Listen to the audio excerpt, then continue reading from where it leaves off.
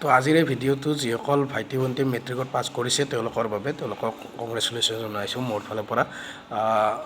তেওঁলোকৰ প্ৰথমতে আহি পৰে যে যিহেতু ছায়েন্সত লেটাৰ পাইছোঁ বা মেথছত লেটাৰ পাইছোঁ গতিকে মই ছায়েন্সত ল'ম বা ফেমিলিৰ পৰাও কয় মাক দেউতাকে কয় ছায়েন্সত ল'বলৈ কয় কিন্তু মেট্ৰিকত যিটো ছায়েন্স বা মেথছ গণিত থাকে এইচএছৰখিনি বহুতে বেলেগ হয় গতিকে যদি নিজকে পাৰিম বুলি ভাবে তেতিয়াহ'লে ছায়েন্সত লোৱা ভাল নহ'লে বেলেগ কোৰ্চ লোৱা ভাল কাৰণ আৰ্টছত বা কমাৰ্চত লৈও ভাল ৰিজাল্ট কৰি আছে বহুত ল'ৰাই ছেকেণ্ড কথাটো হ'ল মিডিয়াম কোনটো মিডিয়ামত এডমিশ্যন ল'ব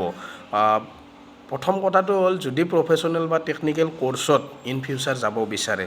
তেতিয়াহ'লে এইচএছত ইংলিছ মিডিয়ামটো লোৱা ভাল এতিয়া বহুতে ক'ব যে মই ইংলিছ নাজানো অসমীয়া মিডিয়ামৰ পৰা মেট্ৰিক পাছ কৰিছোঁ তেনেকুৱা একো কথা নাই কাৰণ আমি যদি ইংলিছ লিটাৰেচাৰটো চাব যাওঁ তেতিয়াহ'লে গ্ৰামেটিকেল যিখিনি কথা থাকে সেইখিনি কথা আমি ভালদৰে জানিব লাগে কিন্তু যদি ছায়েন্সত আমি ইংলিছ মিডিয়ামত লওঁ তাত তেনেকুৱা একো কথা নাই গ্ৰামাৰৰ কথা নাই চিম্পল ইংলিছ চেণ্টেন্স ফৰ্ম কৰিব পাৰিলে বা চিম্পল ইংলিছ জানিলে ধুনীয়াকৈ